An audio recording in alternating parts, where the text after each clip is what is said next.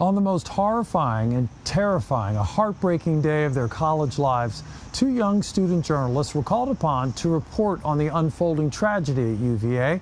It required a delicate balancing of their own grief with that of their classmates and the larger community.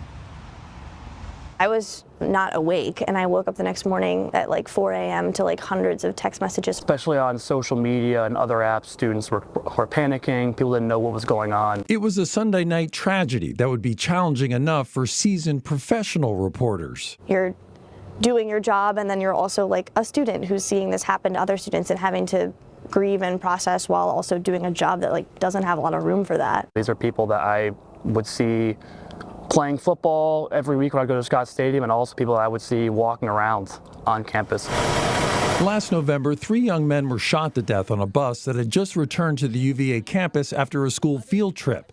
Students Devin Chandler, Lavel Davis, and Deshaun Perry were also athletes, members of the football team.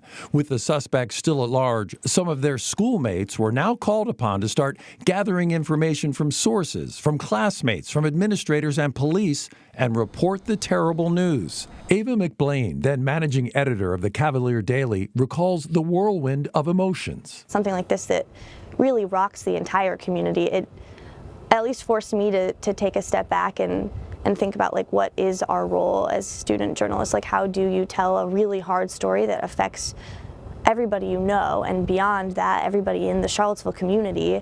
On the grieving campus, McBlain says she heard from students who did not want to share their pain with the news media, especially from national outlets who she said would arrive on grounds, then leave after their initial reports. But she said her role as reporter and student made a difference. We don't walk away from this. Like, this is something that we sit with every day, and we'll continue to sit with, and we continue to report on. So I think it's made me more sort of empathetic to the overlap of like how difficult it is to be someone dealing with pain and then have to share that with someone who maybe is not always respectful or who's going to sit with you and give you the time. For Duncan McGrath, the sports director for WUVA, the campus television station, the shock and grieving quickly brought a new perspective to his work that might have included after-game interviews with the very athletes who were killed. It makes me feel like they're more human, I would say, and really understanding and sympathizing with their human side from the athletes.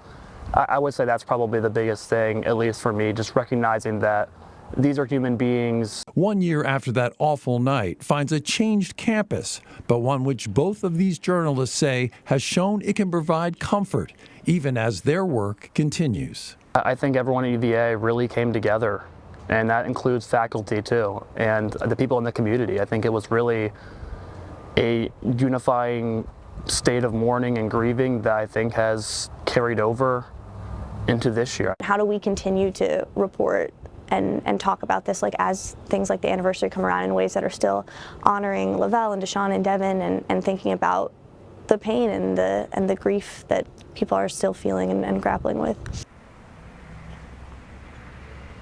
And both of these young journalists say they could envision careers in their chosen fields, but they also say that sense of community that you've been hearing about is something they would really like to replicate wherever they go next. And you can find all of our coverage from today's somber anniversary on our website, WTVR.com. For now, Janine, I'll send it back to you in the studio.